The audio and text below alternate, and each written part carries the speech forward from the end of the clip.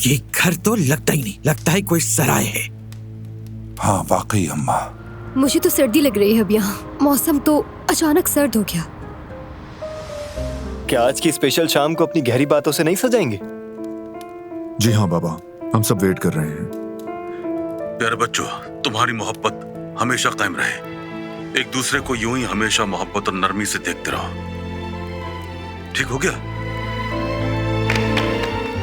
सबिया साहिबा, क्या आप मेरे साथ डांस करना पसंद करेंगी?